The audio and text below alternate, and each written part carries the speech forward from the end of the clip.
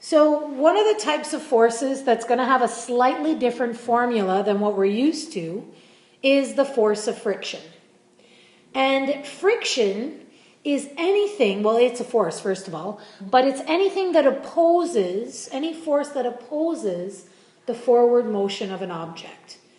So if I have an object and its forward motion is this way, what direction is the force of friction going to be? Other way. It's going to be opposite. Now, if the object is still moving forward, what can I say about the length of the arrow for my force of friction? Smaller. It will be shorter, for sure. It'll have a smaller magnitude and the opposite direction. Okay? If I'm on an incline, the same things apply. If the object is stationary on the incline, there is static holding it there. There is friction holding it there.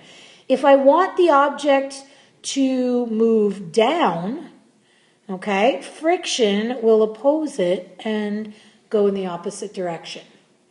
Okay?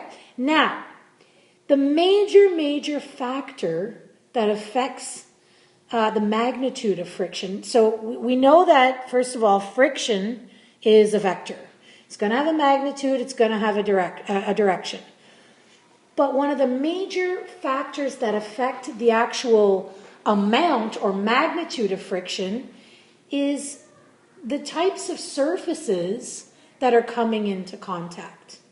Okay, some surfaces, when they come into contact, will have more ridges and bumps that rub up against one another and create more friction. Some will have less, but there is no surface on our planet that has zero friction. Even ice has some imperfections. Okay, it has some bumps. So when we're actually determining the magnitude of the force of friction, we have to take into account the surface or the surfaces that are in play. So when we're looking at the formula for the force of friction, okay, force of friction, which is a vector, is going to be equal to the coefficient of friction times the normal force. Now, the coefficient of friction has no units. Okay, it's a numerical value of less than 1. So, and its symbol is actually called mu. Okay, mu. It has a value of less than 1. All right, or is that less than or greater than? It's less than. Okay, less than 1. And depending on what the actual surface is, the more ridges and bumps on a surface, so the rougher the surface, the greater the coefficient of friction. Okay? The smoother the surface, the smaller the number. And in your notes, if you look at page 11 of your notes, you're going to see a table of both static friction and kinetic friction. Because when we're talking about figuring out what the coefficient of friction is, we've got to look at friction in two instances. When something is static, it means that it's at rest. It means that there is no motion. Okay?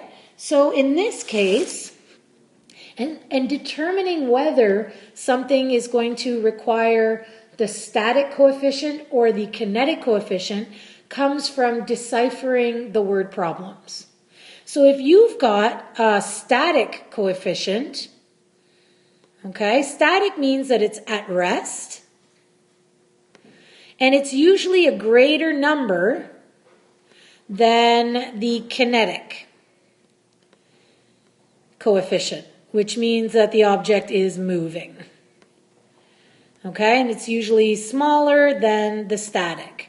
And you can see that when you look at, let's say, if we look at rubber on dry asphalt, for example. If you look at the table, the static coefficient for that is 1.2. Okay, so that's a great, like rubber on dry asphalt, because the greater the number is, the more friction, the more actual, the greater the magnitude of your force of friction. On if the car is already moving, it goes down to 0.8. So there's a big discrepancy there. Now, don't get me wrong, on smoother surfaces, all right, smoother surfaces like, let's say, rubber on ice, we're looking at an infinitesimal difference. You've got 0.006 for static and 0.005 for kinetic. But the interesting thing is that even on something as smooth as ice, we still have some friction. Okay? So when we're looking at the coefficient of friction, okay, it's a number. And it's a number that when multiplied with that object's normal force will give us an actual force. Now, when I say that, the vast majority of the coefficient of frictions that we work with are less than 1, all right? If you look at something like, oak on dry oak, static coefficient is 0.5, kinetic is 0.3. What that means is when you multiply that by the object's weight, by its normal force, which is essentially the same thing as its weight, you're going to get a number. That number will in all likelihood be less, okay, than any driving force that would be pushing that thing forward. And that makes sense because if friction is greater than your driving force, what's going to happen? You're not going to be able to move. Your motor will sit there and turn and turn and turn and spin, okay? And nothing will happen. You won't go anywhere. You'll burn your motor out. But if the driving force is greater than the force of friction, you will move, but it will slow your movement down. It's kind of like taking 2 steps forward, 1 step back. Okay? So when we go to determine whether something is static or whether it's kinetic, we've got to actually look at whether in the word problem something is moving or something is standing still. Okay? So in theory, all right, if the object is standing still or you want to move and start an object moving from rest, you are going to use the static mu. Okay? If the object is sliding, skidding, hydroplaning, moving, you are going to then use kinetic. All right?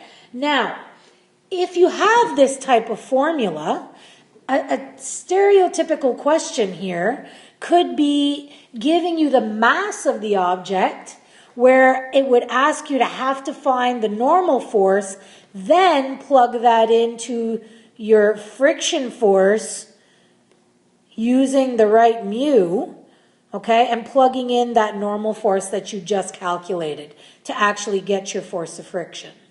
That is a slightly more complex problem, but it is not a difficult one, okay, because these two equations are very small. The 3 variable equations, it doesn't get any smaller, okay? So using static mu, when the object is stationary and you want to start to move it, it's going to have to overcome that static frictional force for it to be in motion.